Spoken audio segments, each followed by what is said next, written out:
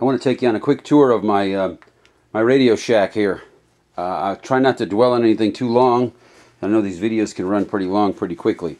This is a Kenwood TS520S that I've got working pretty well. The VFO, I need to pull the VFO and clean it. I tried to clean it with some spray, didn't work. It still crackles a lot. No way I can sell that radio the way it is.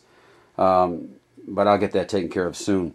This is a Tempo 1. I had a Tempo 1. It was my first ham radio, and I sold it, and I'm very sorry I did. I bought this one on eBay for about $100, and it worked. It probably still works, but I need to go through it. I ordered a tube for it recently, got the tube here, and I'll get around to it one of these days. I want to get that one working. That's a keeper for me. I want to show you how you can, these are all tubes and resistors and boxes of things, boxes of junk. It's all stuff that comes in handy sooner or later.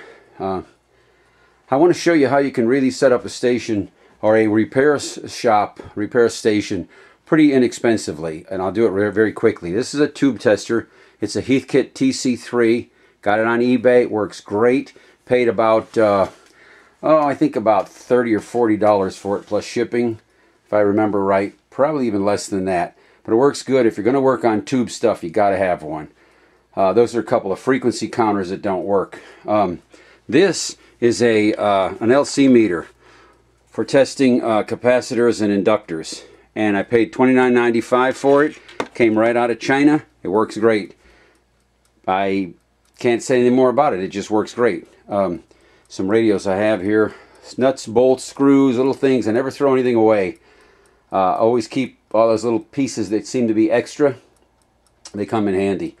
This is my oscilloscope. Got it on eBay. They were asking $250. I gave them $175 on a make an offer. It works wonderfully. It's real handy to have an oscilloscope. I wouldn't say you have to have one, but it's very handy. This is my MFJ 269 antenna analyzer. I did buy this new.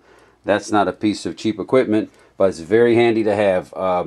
I use that to set my antennas. I use it to check my antennas, and also I use it for a frequency counter. It's a very accurate frequency counter. This is a signal generator. I paid around $10 for this on eBay. It's an ICO, E-I-C-O.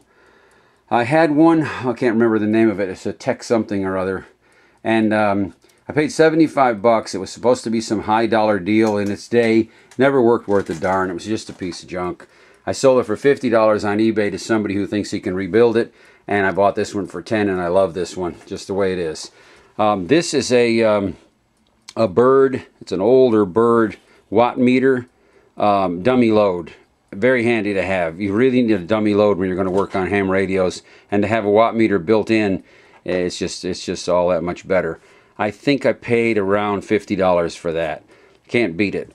This is another Kenwood. This is a TS520. This thing has given me fits. It's finally receiving well. I had to rebuild the function switch. It was a real pain in the neck. I'm going to do a video on it and really be more specific about that. I did replace these capacitors, and I have to go in and check this relay. This looks like a capacitor right here, this black one. Doesn't appear that the carrier signal is getting past that relay. Without the carrier, there's no transmit. And so we'll see what happens with that. A couple of pieces of equipment here that are really, really handy is an isolation transformer here and a Variac here. I don't use them all the time. I use them a lot on the broadcast radios. These ham radios are newer. I'm not so afraid they're going to burn up. But those old radios like this Warwick, when you plug those in, you don't want to just hit it with 120 volts. I believe those radios in their day were 110 volts. So 120 is a little high, and you never know what's going to happen. So you plug it into your isolation transformer. That'll stop you from getting electrocuted. And then use the Variac to ease the power up so you won't smoke the radio out. If you see anything wrong, you can shut it right off before it gets too hot. Trying to go fast here. The soldering station. Got to have a good soldering station. And also a good work light. And as the years start to get to you, you need to have something you can see through pretty well too. Going over here, some of the radios that I've done videos on YouTube. This one here is I believe this is a General Electric. Yeah, it's a GE cabinet, and it's got a clock radio in it. The radio is not the radio. It goes in this cabinet. But I got it on eBay for about $15. Got it working, and it was a fun little project, and it sounds real good. Can't ever do anything with it, but I've got a video on that one. This one here is a Channel Master. I have a lot of videos on YouTube that cover all these broadcast radios. Over here I have my this is a Ten-Tec Argonaut 505 that I bought at Hamfest. Was supposed to be working, and it isn't. I took it to a ham shop, a friend of mine, and he got in there and tried to do an alignment without getting the book. Totally messed it up. So I have to get in on that one of these days and see what I can do. I do have the manual for it now. This is an old D104 microphone. I believe the element in it is bad. It doesn't work very good at all. And but it's kind of a neat thing to have, and I'm sure one of these days I'll take care of it. This is an ICOM 707 Pyramid power supply. Just all kinds of SWR meters, etc., etc., etc. But that's my shack overall. I'm trying to keep this under 10 minutes, and so got a lot of books here. Can't ever have enough books. Really great, and of course the internet's just about the best thing ever for reference. I have a computer in here. This one's not online. It's not connected online. Use one in the other room when I have to research anything.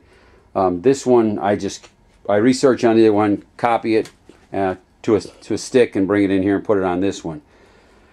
That just about covers it. You've seen my radios in my other videos, so I believe you can probably set up a really good workstation like this for under $500. And of course you don't have to do it all at once. A little at a time, you know. Get a good soldering station.